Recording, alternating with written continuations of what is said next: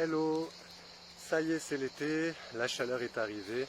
D'ailleurs, ça s'entend, les cigales elles chantent. Donc il y a pas mal de personnes qui posaient la question, est-ce que la chaleur va augmenter les troubles d'anxiété? Et du coup, je me suis dit que ça serait bien de faire une vidéo pour expliquer ça de manière très simple. Parce que la réponse est oui, effectivement, la chaleur va indirectement augmenter tes symptômes d'anxiété. Alors pourquoi? D'abord, il faut que je t'explique rapidement le fonctionnement de l'inconscient. Parce que l'inconscient, si tu ne sais pas ce que c'est la partie de ton cerveau, la partie de toi qui va gérer tout ce qui est automatique. Ça peut être la mémoire, ça peut être la cicatrisation, quand tu te blesses, les battements de ton cœur. Tout ce que toi tu ne gères pas consciemment, c'est l'inconscient qui va gérer. Et donc l'inconscient, lui, pour faire les millions de choses qu'il a à faire, parce que c'est vraiment, il y a énormément de choses qu'il gère sans qu'on s'en rende compte, et du coup, lui, pour gérer tout ça, il a besoin d'énergie. Et l'énergie, elle est limitée, c'est-à-dire que si tu dors très peu ou si tu dors mal, ton énergie baisse. Si tu es dans un état émotionnel compliqué, comme dans un trouble anxieux généralisé par exemple, l'énergie elle n'est pas top non plus.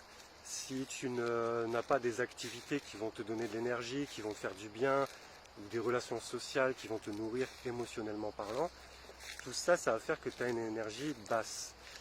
Et comme l'inconscient il a besoin d'énergie pour gérer toutes les choses automatiques dont il s'occupe, ça veut dire que quand il y a de la chaleur, ça te cause un stress supplémentaire. C'est-à-dire qu'il y a plus de travail pour l'inconscient pour la même quantité d'énergie. Et donc c'est pour ça qu'il est moins performant. C'est un petit peu comme toi et moi, si on essaye de faire une tâche, on va bien la faire, mais si on essaye d'en faire 3-4 en même temps, on est beaucoup moins performant. Et c'est la même chose pour ton inconscient. C'est-à-dire que s'il doit gérer plein de problèmes, et en plus de ça la chaleur, du coup il va être moins performant pour gérer le stress environnant, et du coup tu as plus de symptômes d'anxiété. On retrouve le même processus pour les femmes qui ont leurs règles. Il y a un dérèglement hormonal, il y a plein de choses qui se passent dans le corps que l'inconscient gère en background, et du coup c'est pour ça que les femmes ont plus de symptômes en période de règles ou même un peu avant, parce que du coup dans le corps ça bouge et c'est l'inconscient qui gère tout ça, donc il a plus de travail, donc plus de symptômes. Donc comme ça dans cette vidéo là tu auras deux réponses à une question, parce que c'est une question qu'on me pose souvent aussi. Donc voilà la réponse.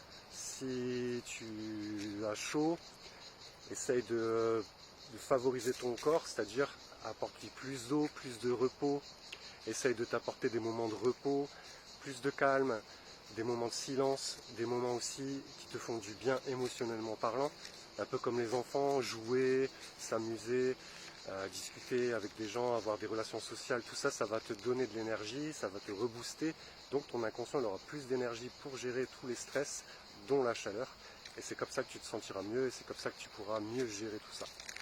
Voilà ce que je voulais te partager. Si tu as des questions, n'hésite pas, tu m'envoies ça en commentaire, je te réponds dès que possible. Je te remercie pour ton écoute, à très vite, ciao ciao.